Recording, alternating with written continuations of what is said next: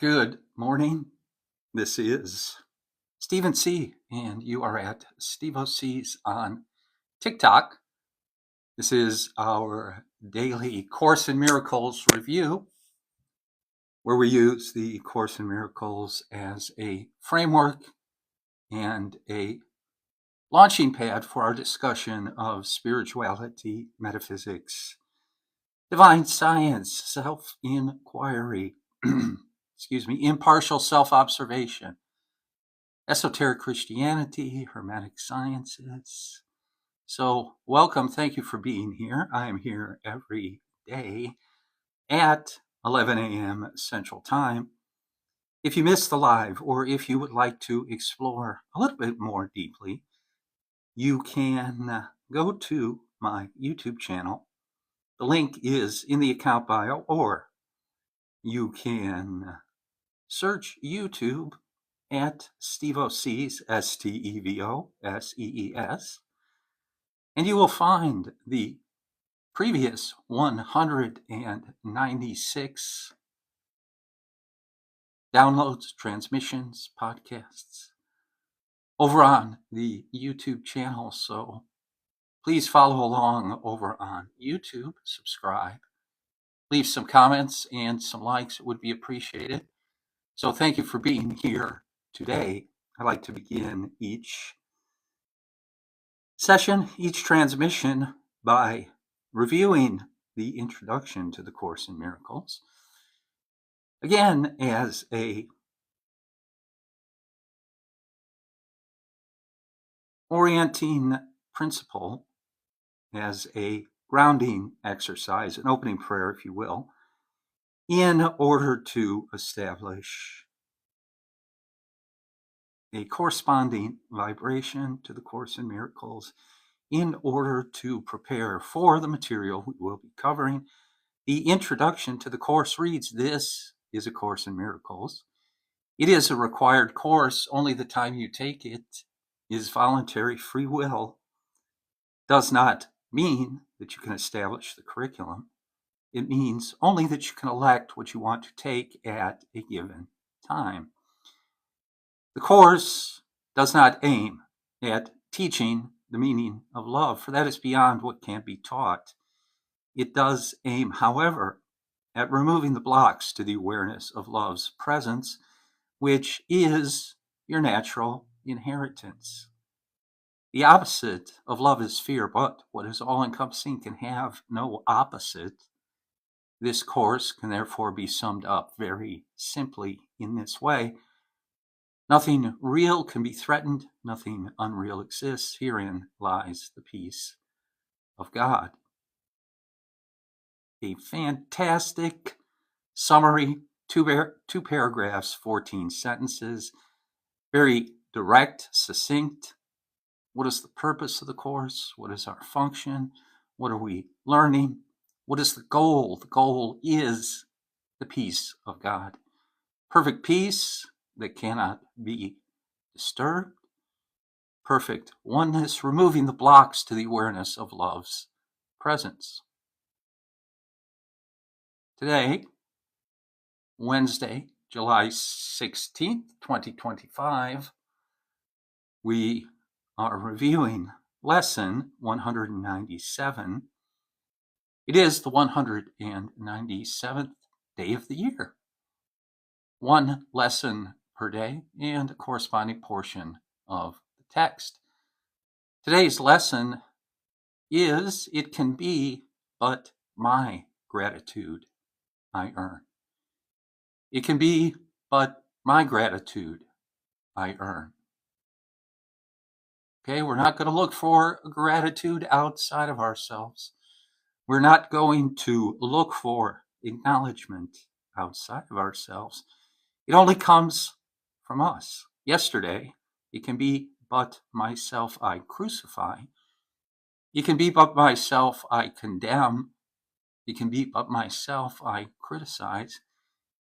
Even if I project that criticism outside of myself and try to lay it on external circumstances or external people, situations, I still am condemning myself. Thoughts leave not their source. So today's commentary says, here's the second step we take to free your mind from the belief in outside force pitted against your own. Remember, we are also reviewing chapter 23, the war against yourself. The force or resistance we believe we feel, we believe we are encountering, is a force within ourselves. We are resisting ourselves. We are in conflict with ourselves. Our mind, according to the Course in Miracles, is split. There is a portion of the mind that has split itself off. It believes it is separate. It believes only that it is a separate unit, a separate element in the world, not connected to the rest of the world, not connected to the rest of my brothers and sisters in the world. It believes itself to be separate. Separate thoughts, separate feelings. Now, this is true, perhaps, in a holographic sense. The idea is that there still is a connection to the whole. We are in the quantum field. We cannot remove ourselves from the quantum field. And so the thoughts, the feelings, the beliefs we place into the quantum field are reflected back to us. We are not separate. We are one with the quantum field. And since the quantum field, if you don't want to use the word God or consciousness, since the quantum field pervades everything, we are one with everything. So here's the second step we take to free your mind from the belief in outside force pitted against your own. You make attempts at kindness and forgiveness. You make attempts. Yet you turn them to attack again unless you find external gratitude and lavish thanks. Your gifts must be received with honor, lest they be withdrawn. And so you think God's gifts are loans at best, at worst, deceptions which would cheat you of defenses to ensure that when he strikes, he will not fail to unalive you.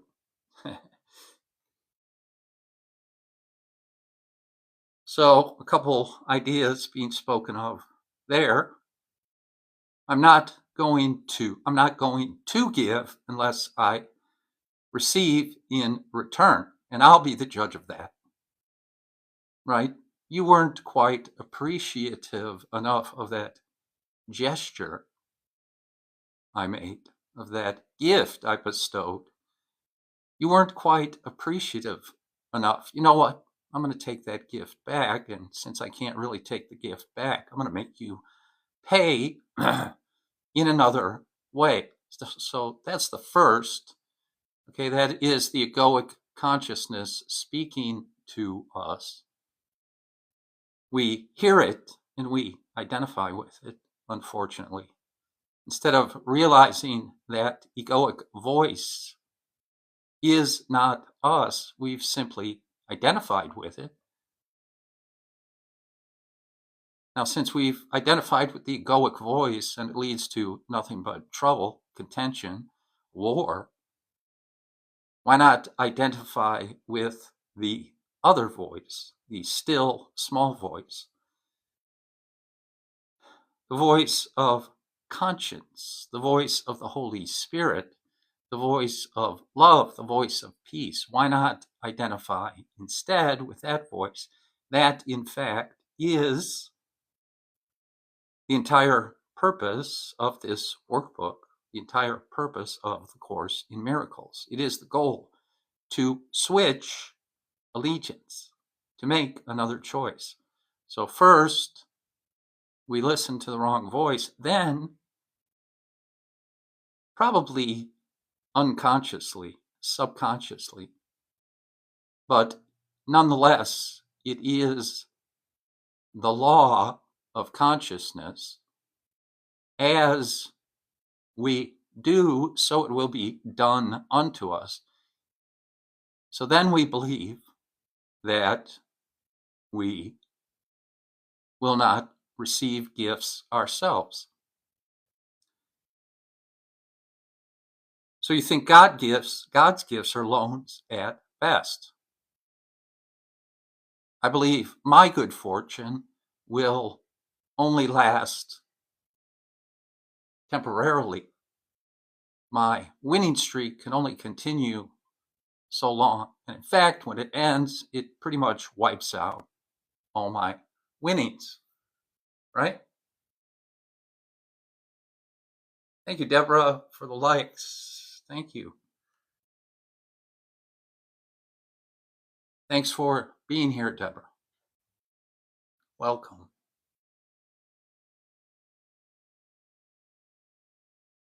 So it can be but my gratitude I earn. Now we can go a step further, and we can even say, since that gratitude is not being reflected to us from the external world, that is only information, that is data. It really means that I am not being grateful myself, because the external world is simply a reflection. So if I give someone a gift, if I make a gesture, if I do what I think is a kindness, and I do not receive the proper gratitude, really what that is an indication, a data point of my own ingratitude to the gifts I have received.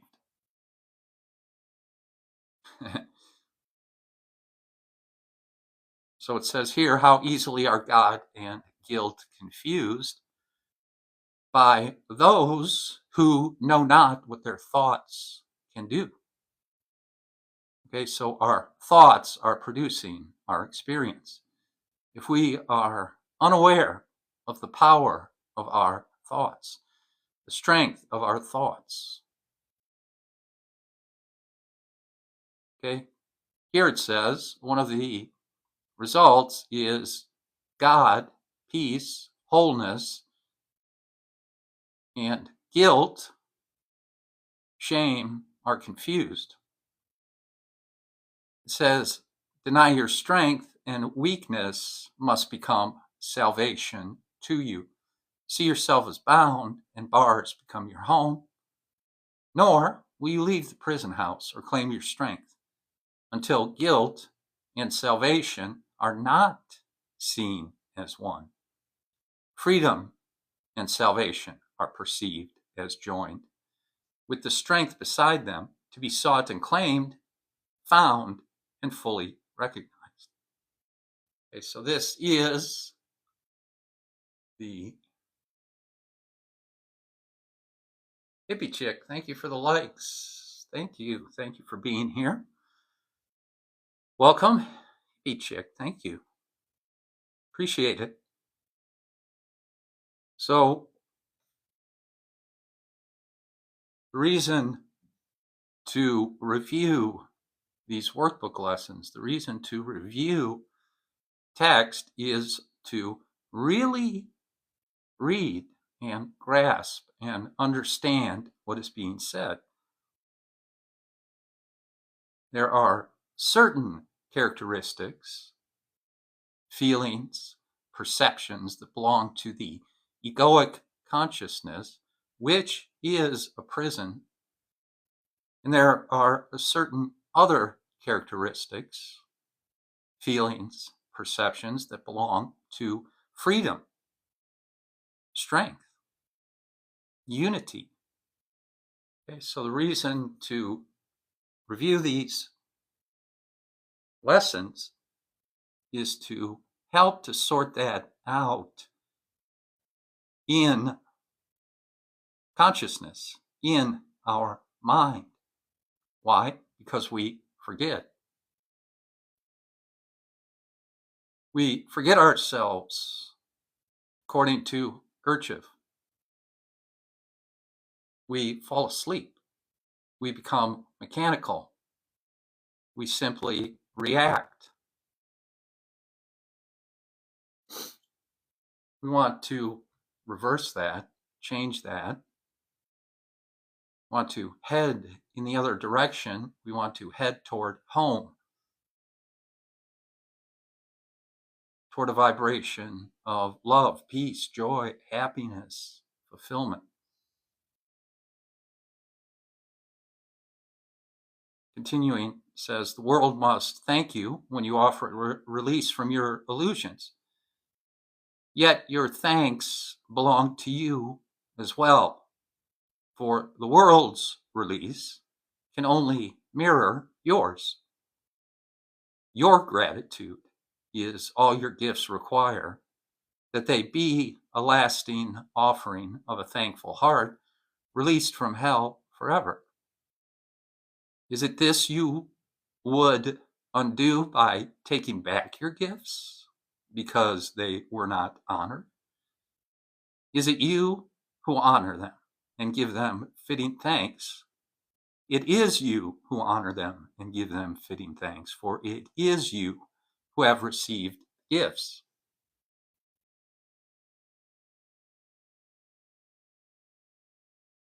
We can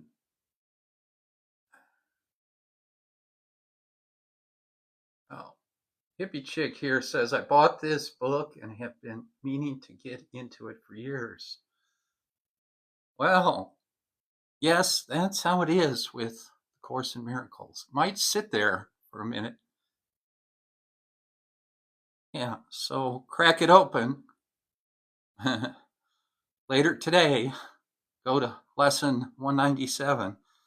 Go to the text we cover. Read it for yourself. Go over it again. See what it says it's talking about there. And also, I would suggest reading the preface and the introduction to the text, and then read the introductory sections to the workbook. There's sections between the lessons that will give you guidance about how to work with these phrases. Okay, so what are we saying here? Everything goes on within ourselves. There's only one consciousness. Think about it. If there's only one unified field, and I am aware of that field, then I am the singular consciousness in union with the universal consciousness. Nonetheless, from this perspective, from this seat in the house, from this holographic position, I am all of it. Okay? I am everything I see. I am not separate from it. I am one with it. It is all contained within my consciousness. It is all contained in the I am. And so my I identity has to be expanded. I have to give up the little I, the little idea of self, the small self, the little self, and embrace the truth, the total self, capital S.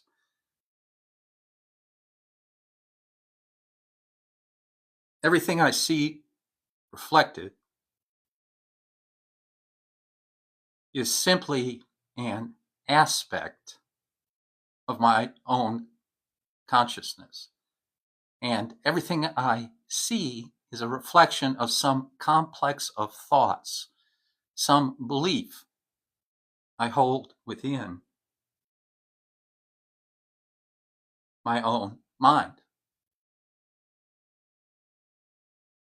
Continuing here, it says, it does not matter. It does not matter if another thinks your gifts unworthy.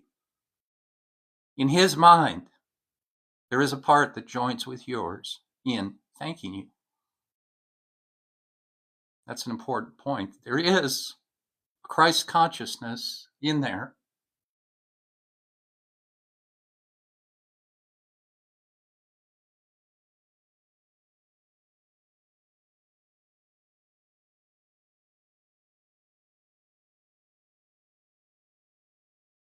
I have another comment here.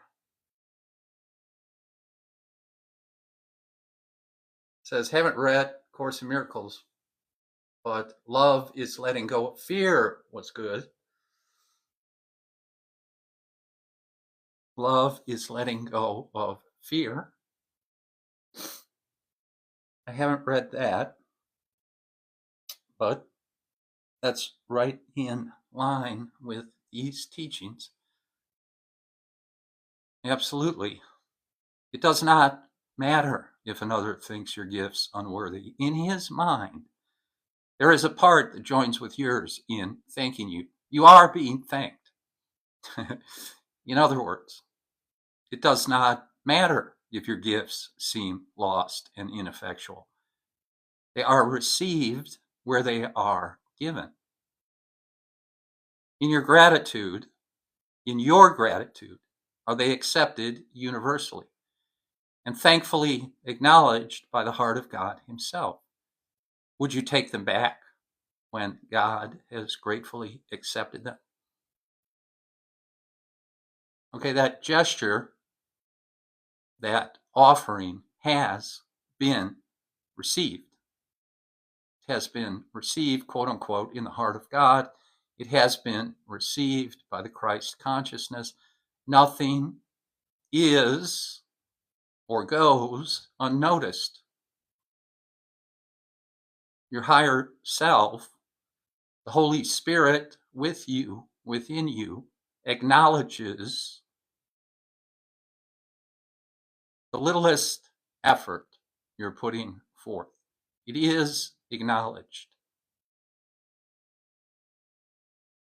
There is a part of consciousness. Thank you for the gifts. Thank you for the likes. Thank you for the gifts. There is a portion within consciousness that sees everything, recognizes everything, blesses everything, amplifies it, sees only the love in it, does not judge it, does not rate it, does not criticize it, simply blesses it, multiplies it, and increases it. Okay, so the law of consciousness here, withdraw the gifts you give, and you will think that what is given you has been withdrawn. See? But learn to let forgiveness take away the sins you think you see outside yourself, and you can never think the gifts of God are lent but for a little while before he snatches them away again. Okay? And with the end of this belief is fear forever over. Everything that God has given has been given eternally. If I'm on a roller coaster and I'm happy, joyous, riding the wave, and then I plunge, I go the other way. You get depressed, frustrated, impatient, crabby. Okay? Nothing has been taken away from me. I turned away. I walked away energetically, psychically. Okay? I started having negative thoughts. They built upon themselves. There was a cascade. Now I'm miserable. That's me. I've done that. I started to listen to the voice of doom and gloom.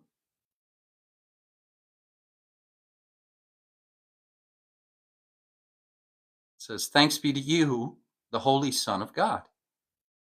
For as you were created, you contain all things within yourself." Okay? We just said that a couple minutes ago. And you are still as God created you. Nor can you dim the light of your perfection. In your heart, the heart of God is laid. He holds you dear because you are Himself. All gratitude belongs to you because of what you are. Give thanks as you receive it. Be you free of all ingratitude to anyone who makes yourself complete. Okay? That anyone is everyone. From this self is no one left outside. Give thanks for all the countless channels which extend this self. Everyone, everyone, everyone, without exception. That we see, that we think about, that we hear, that we see on a screen is an element of our self, our higher self, our unified self, our one self, capital S. We are not separate from them. Okay? So the action of salvation is to forgive, to release, to bless, to look past what we think they are, quote unquote, doing wrong, to look past it so that we may be forgiven through the action of consciousness, through the laws of consciousness, so that we ourselves may be forgiven. So as we do unto others, it is done unto us. So we forgive so that we will be forgiven.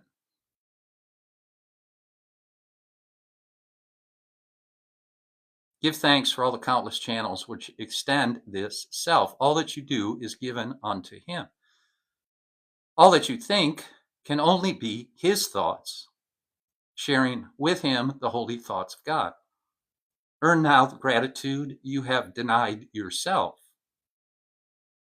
When you forgot the function God has given you, but never think that He has ever ceased to offer thanks to you.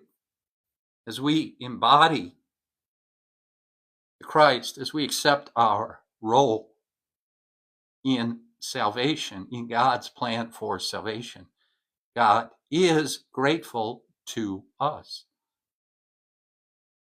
We are grateful to God for His plan for salvation. He is grateful to us for helping to implement it. My part is essential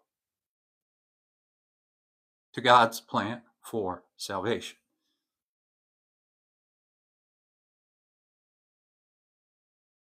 So that is lesson 197. It can be but my gratitude I earn. And we'll go to chapter 23, section 2 for corresponding portion of the text. And chapter 23 is called the war against yourself. That's where the war is happening. That's where the conflict arises, from within me. And section 2 is called the laws of chaos.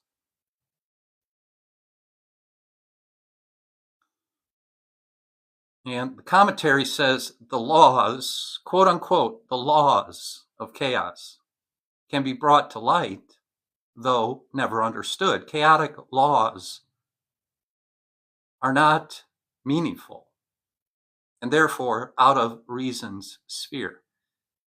Yet they appear to be an obstacle to reason and to truth. Let us then look upon them calmly, that we may look beyond them, understanding what they are, not what they would maintain. It is essential it be understood what they are for, because it is their purpose to make meaningless and to attack the truth. So the laws of chaos obscure the truth. There are laws of consciousness operating that begin to take on a certain autonomy, that block, that attack the truth. Okay? So we can get sucked into them, we can sort of align with them, which is the default position, which is the unconscious position. If we don't consciously turn away from these laws, quote unquote, laws of chaos, we get caught up in them. We experience them. Even though the experience is an illusion, part of a dream, we don't yet realize we're dreaming. We don't yet realize illusions have no power. It is essential it be understood what they are for, because it is their purpose to make meaningless and to attack the truth. These are the laws that rule the world you made. And yet they govern nothing and need not be broken, merely looked upon and gone beyond. In other words, these laws of chaos, salvation has already occurred, Wes says. Yes, Wes. You got it, Wes. Thank you for the gifts. Snap. Thank you for the gifts, everybody. Thank you. Thank you for the follow. Snapped. Remember to follow this account. Remember to go to the YouTube channel. The link's in the bio. Salvation is already complete. Yes, Wes is correct. We are simply reviewing it. We're reviewing the process right now. We have volunteered to have an experience, to learn, to know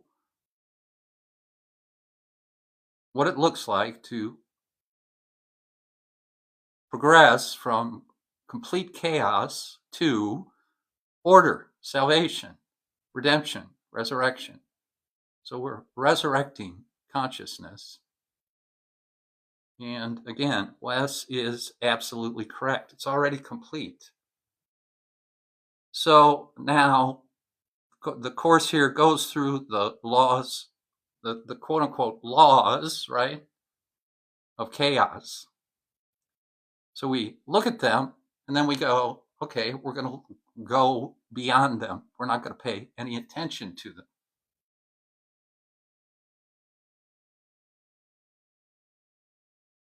Wes is intrigued by the statement that we're just reviewing the process. Yes. Course says that it uses the metaphor, the analogy, by saying that in eternity, a thought occurred to the Son of God, all of us. A thought occurred, and the Son of God forgot to laugh. And the thought was, who am I?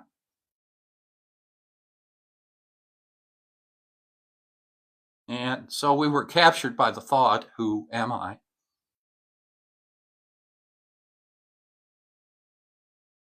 In this sort of metaphysical conversation, you have to kind of think about it and take it with a grain of salt. It's all a metaphor, right? So instead of just dismissing that thought, we were caught by that thought, but the thought was immediately answered by God.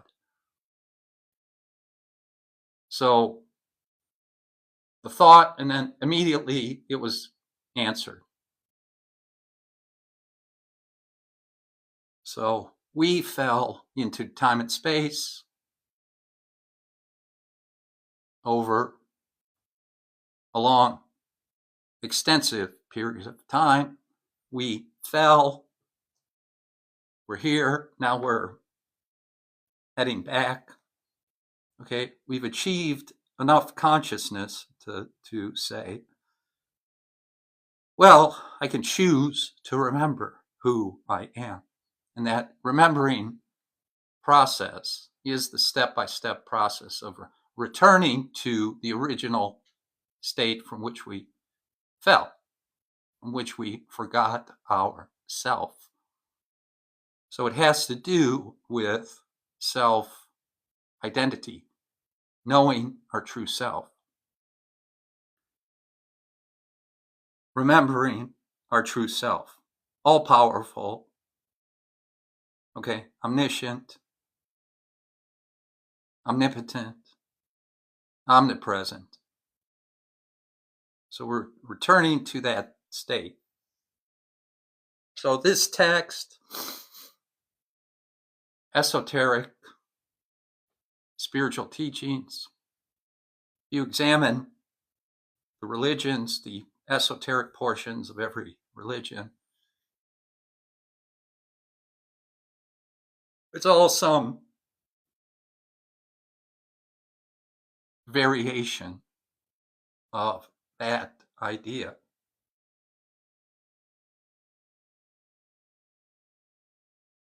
Yeah, Wes is talking now about the Gnostics. Absolutely. This text has elements of Gnosticism in it. Absolutely. He says this mirrors what the Gnostics talk about with Sophia falling into separation and creating the world. Yeah, exactly. I think Sophia, creates a demiurge, which creates the false world. But in any case, yes, exactly.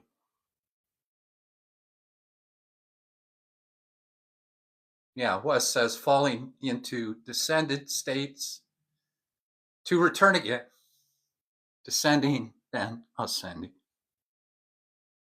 Absolutely. So the course here goes through the laws of chaos. And there's quite a few here. So I'm going to go through this fairly quickly as this session comes to a close. It says the first chaotic law is that the truth is different for everyone. Okay, that's the idea of separation, separate thoughts, separate bodies. So it says this principle evolves from the belief there is a hierarchy of illusions. Some of them are more valuable and therefore true. Each person establishes this for himself. So we design our own hierarchy of value. So truth, your truth is different from my truth, right? Instead of ultimate truth, absolute truth, which is really more of a generalization. So You start using terms like oneness, you know. Yes, you can argue about what oneness means, but the idea is to get to a space where there's no conflict. So, first chaotic law, the truth is different for everyone. Second chaotic law is that everyone must sin and therefore deserves attack and death. It says this principle, closely related to the first, is the demand that errors call for punishment and not correction. Okay, so sin, the idea of sin, which is an idea of permanence, is linked with punishment. And error, a mistake, is linked with correction, is linked with forgiveness. So it can be forgiven, it can be corrected. Okay, we can relearn a better way, a better thought, and a better perception that is more inclusive,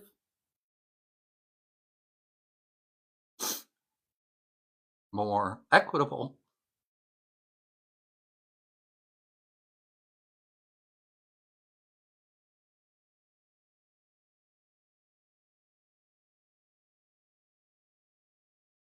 Okay, I'm looking, kind of scanning here. There's a lot of commentary that we really can't get into. There's so much here. So, from the second law of chaos, okay, everyone must sin. It then goes into an explanation of how that God must have sinned. We're condemning God. And the Father becomes separate from the Son.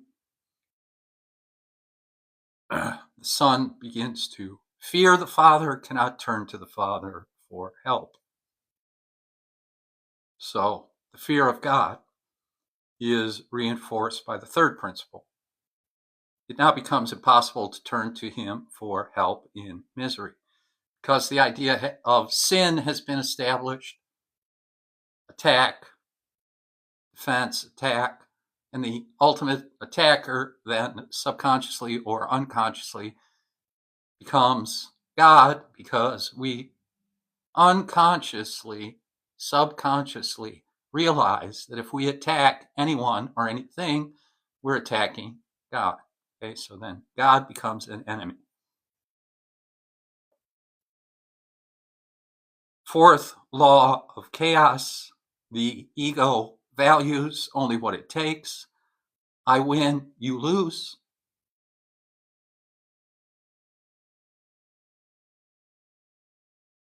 This law is the belief you have what you have taken. Another's loss becomes your gain. Thus, it fails to recognize you can never take away except from yourself. All the other laws must lead to this. For enemies do not give willingly to one another.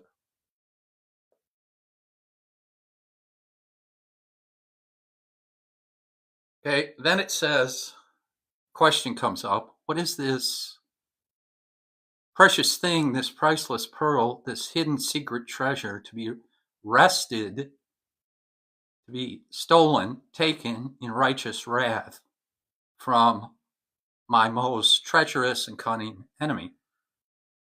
So it's something I want but never found. Basically, what it comes down to is I think you've stolen God from me. You've stolen my peace from me. It's your fault, right? So that's the projection.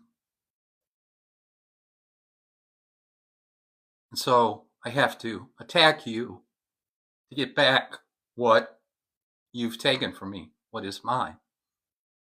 Of course, you cannot take God from me.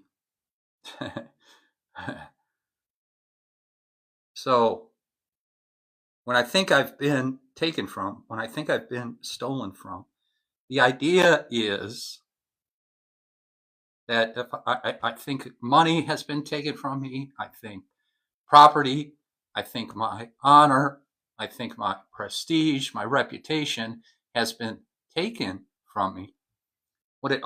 Those are all symbols. Those are all derivatives that you have stolen Christ consciousness from me. You've stolen God from me. And West says you cannot take what has never been lost. Correct. That's the idea. You cannot take God from me. But to think you can take an object from me is to not understand where the object comes from, where the thought comes from, where the thought that created the object comes from. Okay, so you can trace that all the way back, that glass on your table. Where did it come from? Oh, it came from Target. How did it get there? Who put it on the shelf?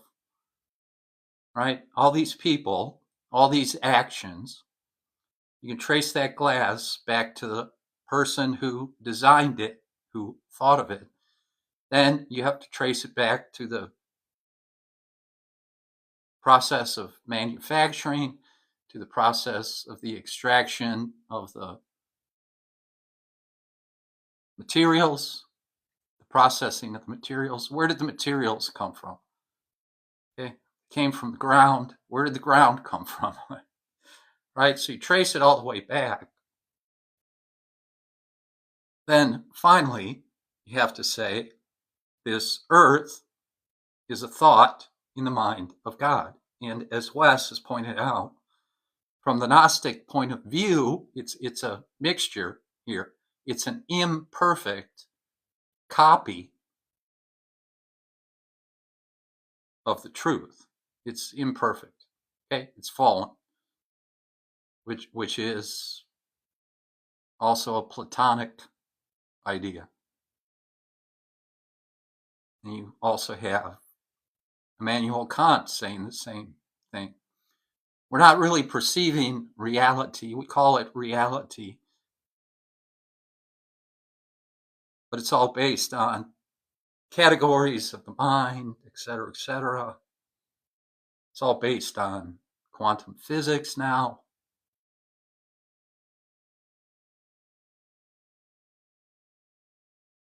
So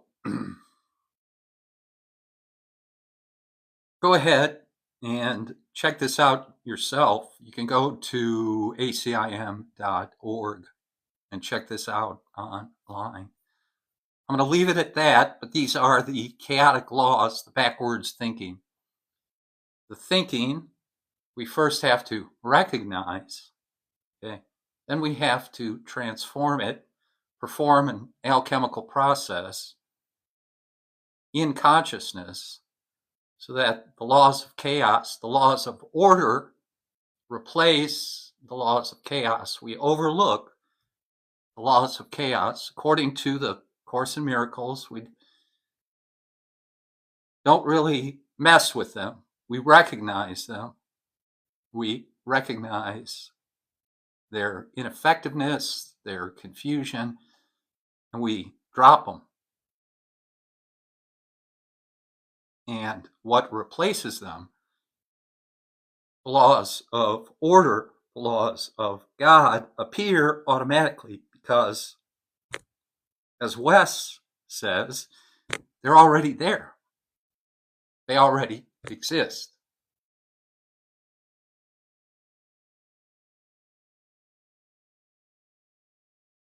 So that is all for today. That's the review for today.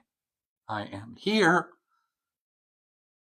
every morning at 11 a.m. Central Time. Please come back. Thank you for hanging out today. Thank you for the comments. The interaction is greatly appreciated. Thank you for your presence. Check out the YouTube channel. Follow this account. Thank you for the follows and the likes today. All right. Peace and blessings. Love you guys. Hippie Chick, glad I found you. Glad you're here, Hippie Chick. I hope to see you again soon. So, peace and blessings. Love you guys. Have a great day. Talk to you later.